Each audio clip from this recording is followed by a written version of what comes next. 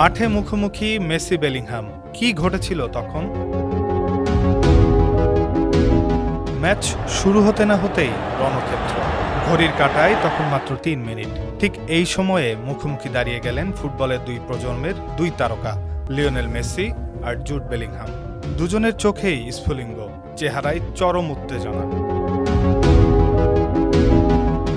কথার লড়াইয়ের শেষ দিকে জুড বেলিংহামের দিকে লিওনেল মেসির সে কড়া চোখে তাকানো আর অবজ্ঞার ভঙ্গিতে মাথা নাড়ার দৃশ্যটি এখন বিশ্ব ফুটবলের সবচেয়ে বড় আলোচনার বিষয়, the talk of the football world.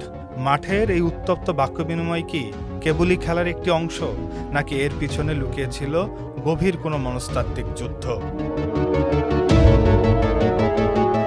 Match শেষে ফুটবল বিশ্লেষক থেকে শুরু করে গণমাধ্যম সবারই চোখ ছিল এই একটি ঘটনার দিকে। তবে এই চরম উত্তেজনাকে মাঠের বাইরে একদমই টেনে আনেননি English midfielder Jude Bellingham. Match শেষে সংবাদ সম্মেলনে যখন তাকে এই বিষয়ে প্রশ্ন করা হয়, তিনি পুরো বিষয়টিকে বেশ হালকাভাবেই সামলেছেন।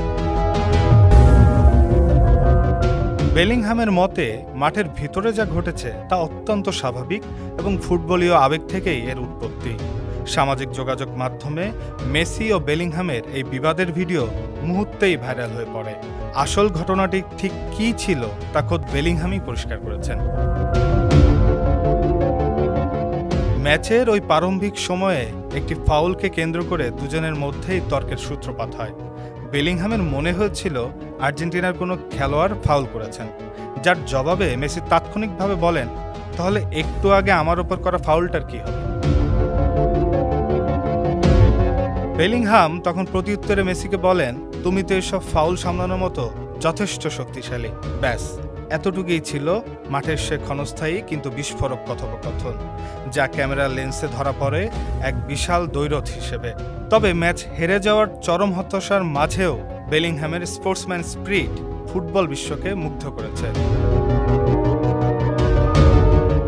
বেলিংহাম অকপটে স্বীকার করেছেন, লিওনেল মেসির বিপক্ষে খেলতে পারাটা এক বিশাল সৌভাগ্যের ব্যাপার। তার বিরুদ্ধে আমার কোনো ক্ষোভ নেই। আমরা হেরে গেছি, খারাপ লাগছে সত্যি, তবে এই মানুষটার বিপক্ষে মাঠ ভাগাভাগি করতে পারাটাও আমার ক্যারিয়ারে এক বড় গর্ব। ডেস্ক রিপোর্ট, সমকাল।